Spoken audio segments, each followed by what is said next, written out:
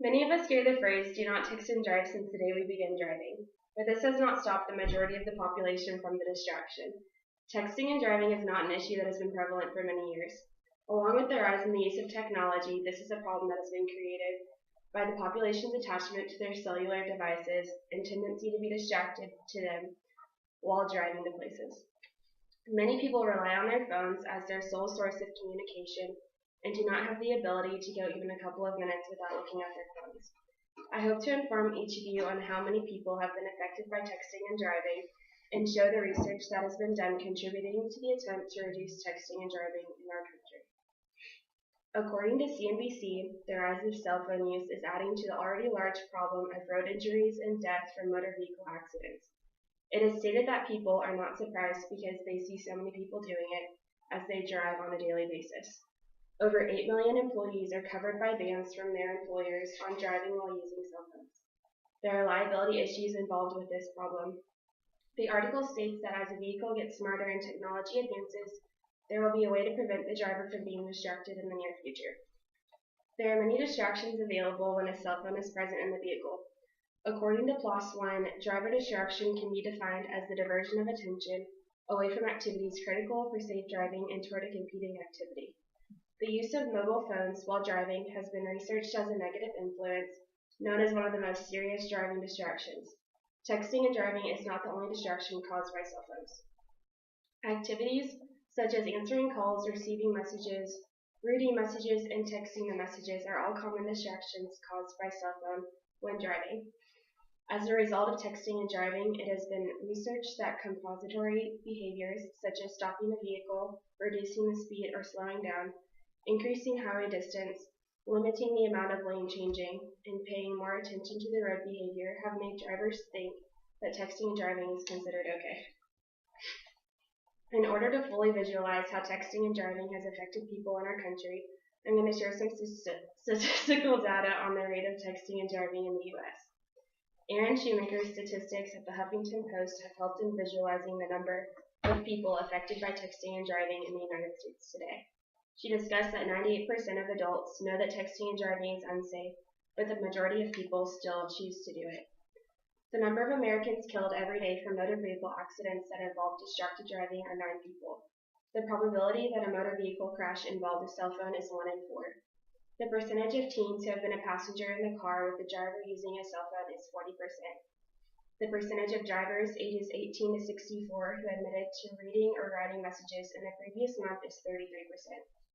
The number of vehicle crashes that involved texting in 2013 is 341,000 crashes.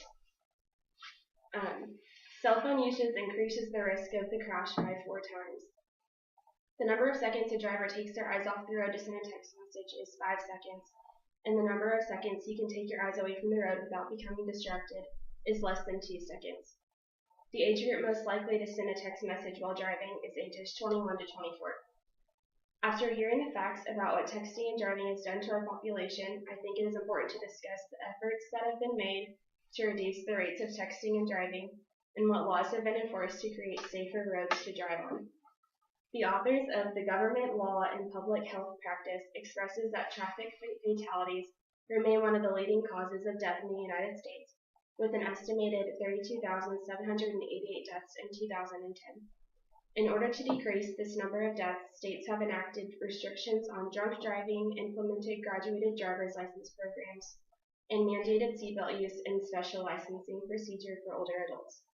These restrictions, along with distracted driving restrictions, have helped in reducing the number of fatalities. There are laws that have been enforced that regulate texting and driving.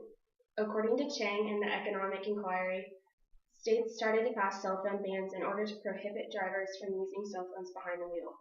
These bans prevent drivers from sending or reading messages on phones, engaging in all phone calls, talking, or listening while operating a motor vehicle. The penalties for breaking one of these laws includes a fine from $20 to $500 depending on the state. I'm now going to show you a brief commercial that publicizes the effects of texting and driving.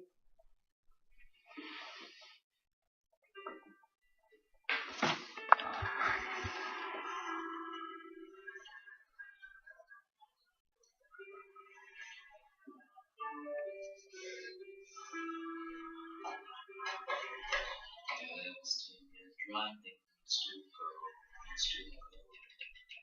Texting and driving needs to go. Too distracted to dangerous an accident. Oh no. Texting and driving needs to go, needs to go.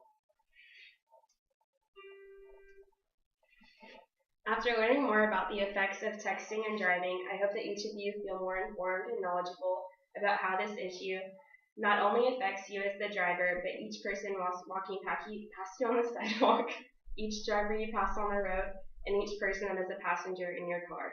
It is up to us to eliminate this issue. Do any of y'all have questions for me? What should I do if I see my friends texting and driving? If you see your friends texting and driving, I believe that you should tell them some of the statistics that you learned today and tell them how you are one of the passengers and that their driving is affecting your life too.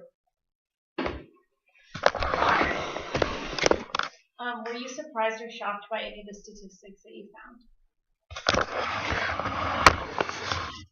Yes, I was surprised by the amount of people that participate in texting and driving and don't change their behaviors.